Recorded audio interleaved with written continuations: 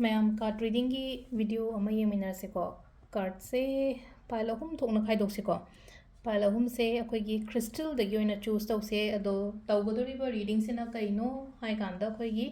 February मंता आइना कइनोमा wish कुंबा लेइबो इतारगदी अदुगी guidance कइ लाके हाइबदो दु येमिनरसेको हाइदि हंदकी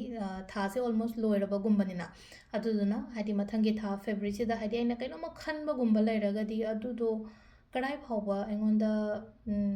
कानगदगे नत्रगा हाइदि लाकपा यागदगे हाइबदो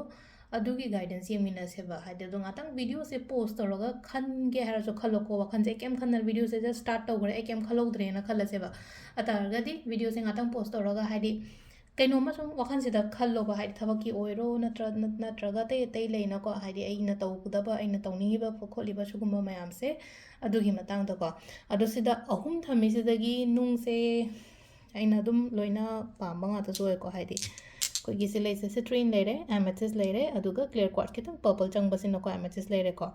अदुगा अमना क्लियर क्वार्ट्ज लेरेको अदो ख्वाइ फर्स्ट सिट्रिन येंगसेको सिट्रिन गी करी एनर्जी लेगे हाइबदो सिदगी अमा खनबिरसेबो खोइना हाइदि अपांबा अमा नुंगसेको अदुगा अदुदगी लाकपा एनर्जी दो अदुगी गाइडेंस येंगसेको अहम सिट्रिन चूज तौबंगै की ओइना येंगसे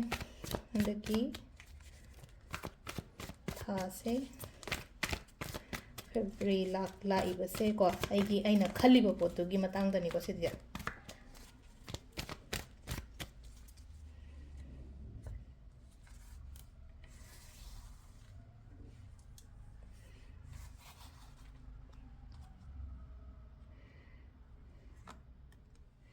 मथक तुम सुमाइन लोखलेको कार्चे अहुम कतंग लोखले अहुम सेगी कई हाइरिगे हाइबदो येंगसेको सिट्रिन चूज तौबंगैगी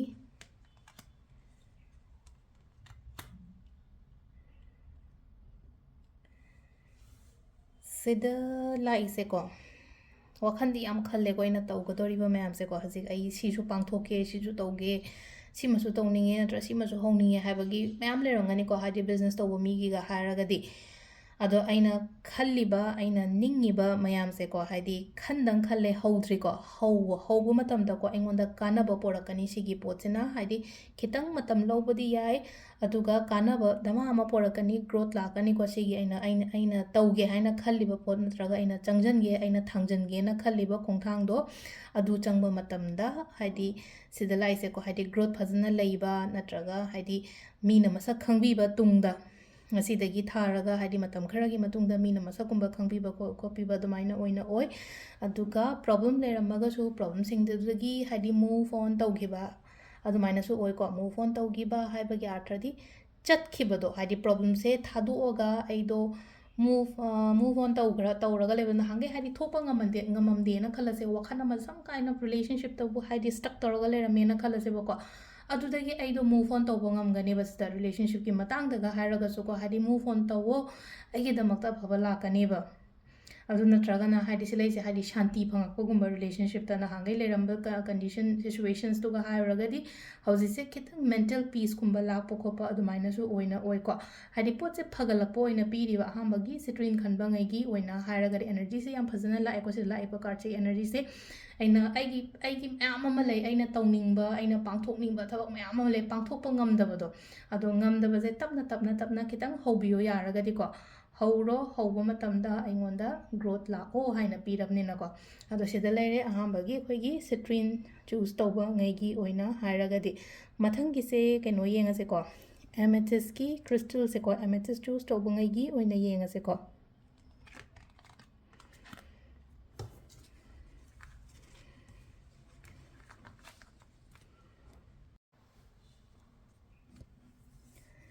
नेक्स्ट की क्रिस्टल को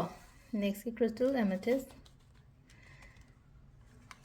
की एनर्जी ना करी हाइरिगे हाइबदो सु येंगसे कार्ड 3 कार्ड्स खतंग उठोएको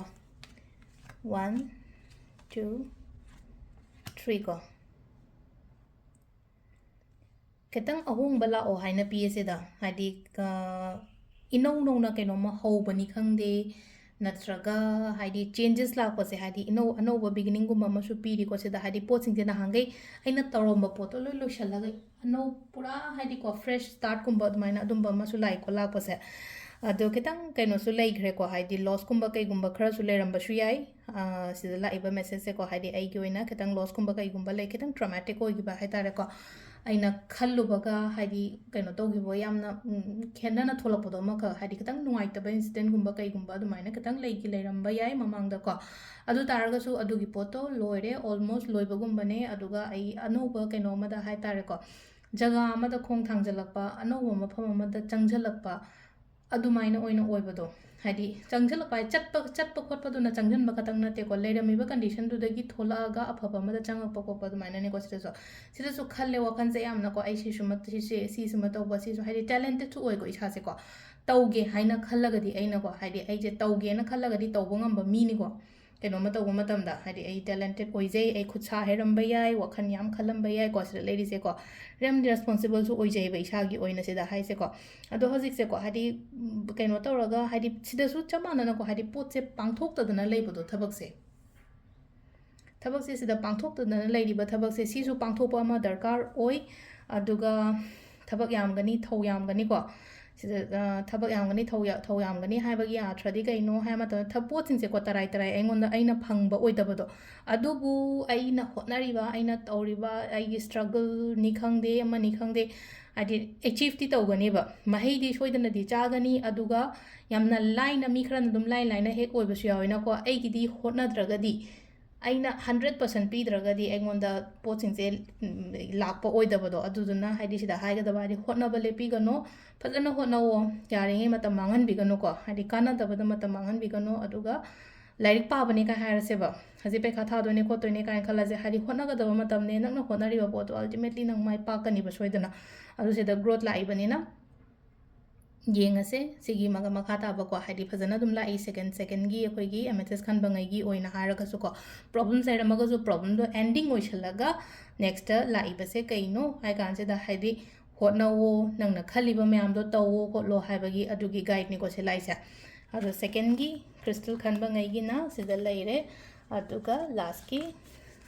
ꯀꯩꯅꯣ ꯀ꯭ꯂꯤꯌꯔ ꯀ꯭ꯋꯥꯔꯠꯁꯀꯣ ꯀ꯭ꯂꯤꯌꯔ ꯀ꯭ꯋꯥꯔꯠꯁꯀꯤꯅ ꯀꯔꯤ ꯒꯥꯏꯗꯦꯟꯁ ꯂꯥꯛꯀꯦ ꯍꯥꯏꯕꯗꯨꯁꯨ ꯍꯥꯏꯐꯦꯠ ꯌꯦꯡꯃꯤꯟꯅꯔꯁꯦ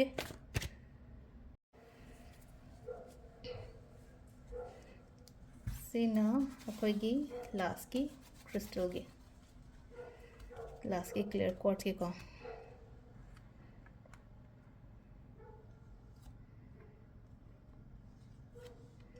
ꯁꯤꯗ ꯂꯩꯔꯦ 3 ꯀꯥꯔꯠꯁꯀꯣ ꯃꯊꯛꯇ ꯑꯗꯨꯝ ꯁꯨꯃꯥꯏꯅ ꯊꯝꯃꯦꯀꯣ 1 2 3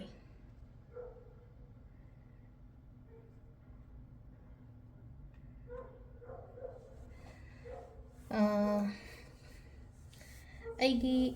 ꯂꯥꯏꯐꯀꯤ ꯑꯣꯏꯅ ꯍꯥꯏꯔꯁꯤꯅꯦꯀꯣ ꯁꯤꯗ ꯍꯧꯖꯤꯛ ꯑꯩꯅ ꯐꯦꯁ ꯇꯧꯕꯁꯦ ꯀꯩꯅꯣ ꯍꯥꯏ ꯀꯥꯟꯁꯤꯗ ꯈꯤꯇꯪ ꯑꯩꯅ ꯈꯜꯂꯝꯕꯒ ꯇꯧꯊꯣꯔꯛꯄꯒꯁꯦ ꯈꯔ ꯈꯦꯠꯅꯕꯒꯤ ꯇꯥꯏꯞꯇ ꯑꯃ ꯇꯧꯋꯦꯀꯣ ꯍꯥꯏꯗꯤ ꯑꯩꯅ ꯄꯣꯠ ꯑꯃ ꯈꯜꯂꯝꯃꯒꯁꯨ ꯈꯜꯂꯝꯕ ꯄꯣꯠꯇꯣ ꯍꯥꯏꯗꯤ ꯑꯣꯏꯗꯕꯒꯨꯝꯕ ꯑꯣꯏꯕꯗꯣ ꯑꯗꯨꯗꯨꯅ ꯋꯥꯈꯜꯁꯦ ꯈꯤꯇꯪ ꯅꯨꯡꯉꯥꯏꯇꯕ ꯁꯝꯅ ꯍꯥꯏꯔꯕꯗ ꯃꯤ ꯂꯣꯏꯅꯔꯝꯃꯦꯅ ꯈꯜꯂꯁꯦꯀꯣ ꯃꯤ ꯂꯣꯏꯅꯕ ꯃꯇꯝꯁꯤꯗ ꯑꯩꯅ ꯌꯥꯝ ꯑꯦꯛꯁꯄꯦꯛꯇꯦꯁꯟꯁ ꯃꯌꯥꯝ ꯑꯃ ꯊꯝꯃꯨꯔꯦꯕ ꯃꯌꯥꯝ ꯑꯃ ꯊꯝꯃꯨꯔꯒ ꯍꯥꯏꯗꯤ ꯃꯥꯅ ꯇꯧꯊꯣꯔꯛꯄ ꯄꯣꯠꯇꯨꯅ ꯍꯦꯛ ꯗꯤꯁꯑꯄꯣꯏꯟꯇꯦꯗ ꯑꯣꯏꯕꯒꯨꯝꯕ ꯑꯗꯨꯃꯥꯏꯅ ꯍꯥꯏꯗꯤ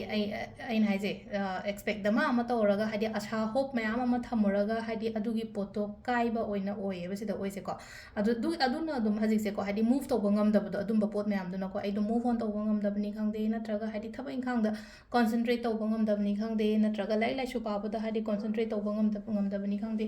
ꯑꯗꯨꯃꯥꯏꯅ ꯑꯣꯏꯅ ꯂꯩꯀꯣ ꯑꯗꯨꯕꯨꯀꯣ ꯍꯥꯏꯗꯤ ꯁꯤꯗ ꯄꯣꯠꯁꯤꯡꯁꯦ ꯍꯣꯜ ꯇꯧꯔ ꯊꯝꯒꯅꯣ ꯍꯥꯏꯕ ꯁꯤꯗ ꯍꯥꯏꯁꯦ ꯀꯥꯔꯇꯤꯅ ꯍꯥꯏꯁꯦꯀꯣ ꯍꯣꯜ ꯇꯧꯔꯒ ꯊꯝꯒꯅꯣ ꯖꯁ ꯂꯦꯠ ꯒꯣ ꯅꯪꯒꯤꯗꯃꯛꯇ ꯑꯩꯒꯤꯗꯃꯛꯇ ꯀꯥꯟꯅꯗ꯭ꯔꯦ ꯍꯥꯏꯕ ꯃꯤ ꯅꯠꯇ꯭ꯔꯒ ꯀꯥꯟꯅꯗ꯭ꯔꯦ ꯍꯥꯏꯕ ꯄꯣꯠꯇꯣ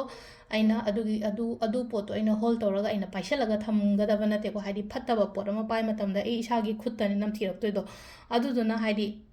ꯆꯠꯍꯜꯂꯒ ꯈꯨꯠ ꯍꯥꯝꯗꯣꯛꯑꯣ ꯁꯦꯡꯅ ꯍꯥꯏꯔꯀꯥꯟꯗ ꯁꯤꯝꯄꯜ ꯑꯣꯏꯅ ꯑꯦꯛꯖꯥꯝꯄꯜꯅꯤꯀꯣ ꯍꯥꯏꯁꯦ ꯍꯥꯏꯗꯤ ꯊꯥꯗꯣꯛꯈ꯭ꯔꯣ ꯄꯣꯠꯇꯣ ꯍꯥꯏꯗꯤ ꯍꯣꯜ ꯇꯧꯔ ꯊꯝꯗꯕ ꯑꯩꯗꯣ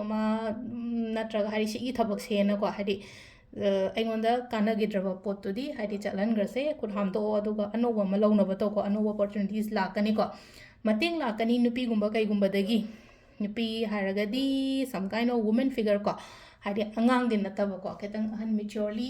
ꯂꯦꯗꯤꯒꯨꯝꯕ ꯀꯩꯒꯨꯝꯕ ꯍꯥꯏꯇꯥꯔꯦꯀꯣ ꯋꯨꯃꯦꯟ ꯍꯥꯏꯅ ꯁꯤꯗ ꯁꯤꯝꯕꯂꯥꯏꯁ ꯇꯧꯔꯤꯁꯦꯀꯣ ꯈꯔ ꯑꯍꯟꯒꯨꯝꯕꯗꯒꯤ ꯃꯇꯦꯡꯒꯨꯝꯕ ꯂꯥꯛꯀꯅꯤ ꯕꯤꯖꯤꯅꯦꯁ ꯑꯥꯏꯗꯤꯌꯥꯁꯅꯤ ꯈꯪꯗꯦ ꯑꯩꯕꯨ ꯒꯥꯏꯗ ꯇꯧꯕꯤꯕꯅꯤ ꯈꯪꯗꯦ ꯑꯗꯨꯃꯥꯏꯅ ꯑꯩꯕꯨ ꯀꯦꯌꯔ ꯇꯧꯕꯤꯕ ꯃꯤꯀꯣ ꯑꯗꯨꯃꯥꯏꯅ ꯑꯣꯏꯅ ꯑꯣꯏ ꯑꯗꯨꯒ ꯏꯁꯥꯁꯨ ꯈꯪꯕ꯭ꯔꯥ ꯐꯖꯅ ꯄꯣꯠꯁꯤꯡꯁꯦꯀꯣ ꯂꯣꯏꯅ ꯏꯝꯄ꯭ꯂꯤꯃꯦꯟ ꯇꯧꯕ ꯉꯝꯒꯅꯦꯕ ꯑꯩꯅ ꯈꯜꯂꯤꯕ ꯑꯩ ꯍꯧꯖꯤꯛ ꯄ꯭ꯂꯥꯅꯤꯡ ꯃꯌꯥꯝ ꯑꯃ ꯂꯩꯀꯣ ꯑꯗꯨꯒꯤ ꯇꯥꯔꯒꯦꯠꯇꯨꯗꯀꯣ ꯍꯥꯏꯗꯤ ꯊꯕꯛ ꯇꯧꯕꯤꯌꯣ ꯐꯖꯅ ꯍꯣꯠꯅꯧꯋꯣ ꯌꯥꯝꯅꯀꯣ ꯁꯤꯗ ꯍꯥꯏꯁꯦ ꯍꯥꯔꯗ ꯋꯥꯔꯛ ꯌꯥꯝ ꯇꯧꯒꯗꯕ ꯃꯇꯝꯅꯦ ꯔꯨꯇꯤꯟ ꯗꯤꯁꯤꯄ꯭ꯂꯤꯟ ꯀꯥꯏꯒꯅꯣꯀꯣ ꯍꯥꯏꯗꯤ ꯑꯃꯨꯛꯀ ꯍꯦꯟꯅꯀꯣ ꯍꯥꯏꯗꯤ productivity puthok aigi thabakta aigi business ani khangde natraga aina like pa angang oidarage shatra kumba oiragadi yamna hard work tawgadaba matamne ko ai se chatkadaba yam watliba punsi sida hari just start book tawdri haiba yaiba sida aduna haidi aina chatoriba lambi se yam sange aduna hajiktagi hauna phajana plan tawraga kaino aina tawdoriba mayam se aina chatoriba mayam se hathu tawganu ko kemta hadi phajana khandaraga tawbiba sida ado hotnabadi lepa yade sida laiba card sigi matungina help kumbadi kaigidi phangani ko ado sida leire koigi aina khalliba potse phangni or phangoi natraga kari guide lege haibado adugi matangdani ko ngasigi card reading se ma'am thank you